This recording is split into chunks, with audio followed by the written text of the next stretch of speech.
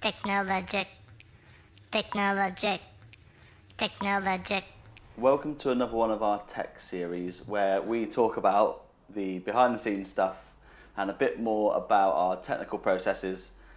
You would not believe the palaver we've just had trying to set this video up, but we've got there in the end, I think. And today I am with Stu, who is one of our technical designers here at YEO, and he is going to talk through a project that is some built-in wardrobes for a project that we did in Brighton. Hello, Stu. Hello, how you doing? Stu loves being on camera. Stu, yeah, so we've designed this full house project in Brighton. This is the master wardrobe for that project. A little bit more about the design is this is the sort of walkthrough between the bedroom and the bathroom, and we have designed sort of a left and right wardrobe with sliding metal doors on, wardrobes behind, floating bottom sections and floating shelving, integrated lighting, sliding systems, which Stu will talk to us about. So Stu, with a project like this, mate, where do you start? What's the first things you think about? Tell us how you start it off and what are the first things you consider, please, mate. So one of the main things is when you're doing a full room of wall panelling, that you've got a system that you can get the panelling on the wall, get it all plumb, parallel, and sort out any junctions where panelling meets other elements. So the first thing we did was obviously create a system that is easy to install. So if I go and take the walls away. So this room, Stu, was absolutely all over the shop. It was a bit, yeah. So essentially what we've got here, it looks like a little sort of skeleton board behind the panelling boards. And what these are called grounds boards, and these get fixed to the walls.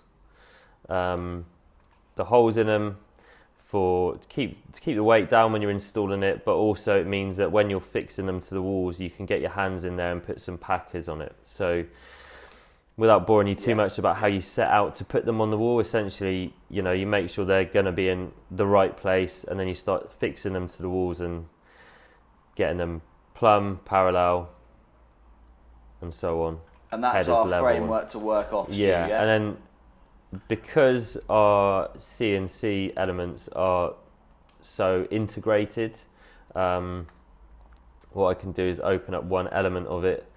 We can take, let's have a look. Yeah, we can take this one, and you can see here we've got a cutout. Yeah. And that's where a button fix goes. So all of the panels can be fitted from the front mechanically, but with no visible fixings, essentially.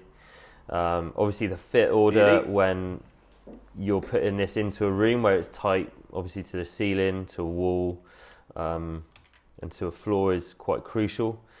So, and that's why on this model you can see there's overlaps here, and this is so that because of allowing tolerance, it means that when we come to fit these, we can fit a board, trim it to the exact spot, because this upright here is like a door stop, and we'll get into it a bit later on, but this lines up with a ceiling void where the sliding door gear goes, and that means that we've got a slight bit of adjustment to get the position of the doors exactly right with our panelling. So if we go back into our assembly here, you can see how these doors line up. Yeah, can you show us a bit more about that sliding system? Hayat Junior 80, I believe. Yep. And that sits in the ceiling? Yeah, so I guess it's fairly unusual, but not unheard of, that you're going to hide your sliding door gear in a ceiling void. So if if I can find our ceiling there, take a section across it here, and then you'll be able to see a bit better. Yeah. There we go. So the sliding door gear here is sitting in the ceiling void. Obviously, Yeah. Nice. we got the contractors to do this on site, so we give them a set of drawings for them to create this void, and then all the ceiling gets plastered in with beads and stuff, and then we can go in and fit our gear, and we'll obviously pack it down level. But this way we could get our doors within 5 mil of the ceiling and hide all the gear up above. And the great thing about having the models for all that is that we can figure all this stuff out here before we get to site, and that means that any sort of issues that we might come up against, we'll be able to see it when we look at it in the model here in 3D. Yeah, that's a good point actually, Stu. This is why we, this part of our process is fairly labour heavy. But the reason and the beauty with 3D modelling is we can resolve any issues before we go to manufacture. That is the beauty with 3D modelling. The other thing with this, Stu, is this room, we drew this up fairly early, didn't we? We did. And we knew this room was a bit pissed, and we drew this model before we had the final site measurements. But Stu can draw it in a way where it's parametric, and that once we get those final site measurements, we just, and I say this not knowing enough about it, we can literally just change a couple of measurements and everything changes with it, Stu. Is that right? So we start out to sort of try and sum it up. We start out by making the room that we're going to fit all the furniture in, and the room is controlled by room width, room height, those sorts of things, and they're named formulas, Stu. Yeah. So it's like a formula. And then, so when we build everything else, so all of the paneling and the doors and the furniture gets built inside of those dimensions. So if those dimensions change, everything else changes with them. So if the room width changes from, I think it was like 1700 to 2 meters, then you can change it, and everything will change accordingly. Now I do it now, but there's a bunch of other stuff that you have to like refresh your eye. These are all eye boxes. That's a whole other thing. Yeah. I could show it to you, but it'd take a while before. Stu, just look inside on there. Can we get a view of the hanging system that bottom section of the wardrobe's hung on? Right. Libra. Yeah. So have we got them in there? Libra H7s. There we go. So you can see there. Cool. Yeah. That's like a wall hanging bracket that's fitted to the side of the cabinet there. Yeah. The great thing about these ones is they're really low profile on the side, so because we've got drawers that go up past them, you can see that your drawer can go right up past your bracket there, and it doesn't collide with it or anything. And they're super strong. Mate. Their weight limit's like crazy good. Oh, they're like ridiculous. 100 odd kilos or something. There's holes in the back of that unit. There are. There's a reason for that. There is. The reason for these holes is that there's lighting all in this room. That we've got lighting that goes behind these panels at the end. So change the view for you. You'll be able to see it a bit better. So we go. So is that access? So this panel on the end of the wall, this is all lit from behind, so you've got that glow behind it. We've got lighting for the hanging stuff here just behind it to give it a bit of a glow. That was also the reason why this was floating, so you didn't get legs interrupting the wash of light on the floor. And so the holes in the back of this unit are where we can put all the drivers screwed up against the paneling, access them if need be, not that it will happen, but just in case a driver was to fail or something like that, we can always get to it and change it. Nice, mate. Lovely. Have you got a section there? Just keeping on the theme of lighting. Can you show us the floating shelving on the other side? Sure. And how we integrated the lighting into that? Yeah, so if we look at it again, same way, to see what's going on, give you a bit of context. Yeah, nice. We've got these floating shelves. Yeah. Kind of like zigzaggy sort of thing. Because we had quite a lot of discussion on what was the best way to integrate this lighting, didn't we, and what positions of it and stuff. Yeah, and so we've got lighting in these as well, which we kind of had to allow for. They're lit from below. They're shoe display shelves, so they're not taking any great amount of weight.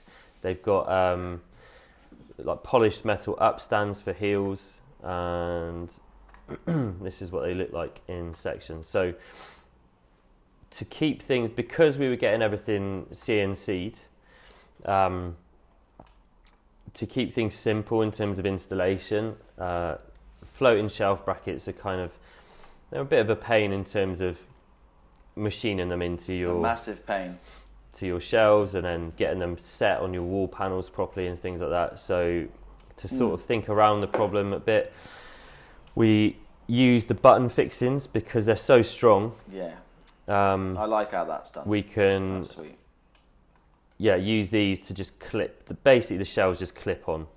The tolerances are so fine. It's just this really sort of simple but effective way of getting this on. Obviously, essentially they're fixed with a single screw. Obviously, it goes into quite a lot of material, so there's no worries about levering forces or anything like that. And obviously, the structure of the shelf itself holds itself square. So, you know, if it was a single floating shelf with something on it, maybe I wouldn't use that method. But there's not massive weight on there. But for what we're doing here, and the fact that it's held square at this end as well, you don't get as much levering force. And that's the position of the light, mate, and that's how the cable comes out? Yeah, and then so when you come to the lighting, obviously the lighting's at the front of the shelf, cables are routed through the panelling behind, so we just have to allow for that with, you know, modelling in the drilling and the channels and stuff means that when we get to make it, whoever's making it has a really clear idea and how it all works. And again, we've got a slot there that works as the button fixes go on and slide across. The same will happen so the cable doesn't get trapped there. Nice, mate. This is also great, like doing things in 3D, making sure that you don't collide. So you don't get any collisions with your upstand that's got to come into the shelf a bit, the routing of your cables, all those sorts of things. You can see it in front of you, so you don't end up getting something in front of another. Well, it limits the mistakes, mate, doesn't it? And, absolutely. You know, there's always going to be stuff that you have to get over, but hopefully, you know, modelling it, you can reduce that. Yeah, exactly. Mate, so this is great. Brilliant stuff. Can you just tell us quickly about the construction of the metal doors? Yep. If you can. We're trying to keep this video down to 10 minutes if we can. The last one we did was 20 minutes, and I'm sure people aren't crazy enough to watch 20 minutes of us waffling. So it'd be crazy. We'll just quickly talk about these. The construction of these doors, mate, and then what challenges you found, and then that will do us. Thank you. Yeah, okay, so quickly, they're floor-to-ceiling aluminium doors, aluminium for the finish, also keeps the weight down. The sort of challenge was, this is the void here for the handle. There was a very specific handle that the clients wanted, so integrating that into something that's so low profile was, you know, I don't see how you do it not in 3D because your tolerances are so fine. Yeah. So you know, we can do it and model it and go, well, you know, then maybe there's not enough material, maybe there is. But with this, we're like, okay, we know we can machine that. We can get a notch cut out of the glass fine. The doors themselves are really the aluminium. Sorry, mate. The aluminium was notched and the glass was notched as well. Yeah. Around it. So we've got a hole in there for the handle to slot into, and then glass notched around, door stop runs past it. Now, obviously with sliding doors, you need something at the bottom to stop it swinging around. Now, to keep the kind of clean profile from the front here, so obviously if this was just L section at the bottom, same as the sides, you'd have a visible pin or something that will, just you'll either trip up on it when you open the door, or things will get in the way. So the idea is that where these doors overlap perfectly in the middle, that's where the pin goes, because it'll always be covered up by a door, because they're made so that they overlap perfectly like that. And then to keep the look the same at the front, then we've used a bit of T-section with a fixed channel in the middle of that for the pin to run in. Bit of U-channel on the bottom. So you get the same look, but it's doing a different job at the bottom there. And that's kind of it. And we've beaded the glass in with aluminium, just profile on the back. Yeah, just a bit of solid bar there. And that was, to keep things simple again for installation, that was all welded together in one piece, so you don't have like 4 bits to try and line up. It's just one unit that just slots in with a gasket and holds the glass nicely. And that's that, really. Nice, mate. Cool. And finally, what was the biggest challenge on this for you, mate? I would say,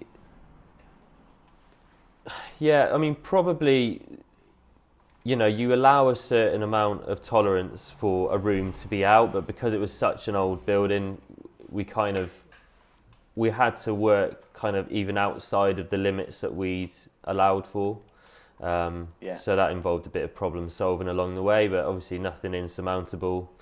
And maybe it's just one of those things that if you're doing it again, then it's a case of you, depending on your circumstances, maybe we'd have changed the way we'd have surveyed it.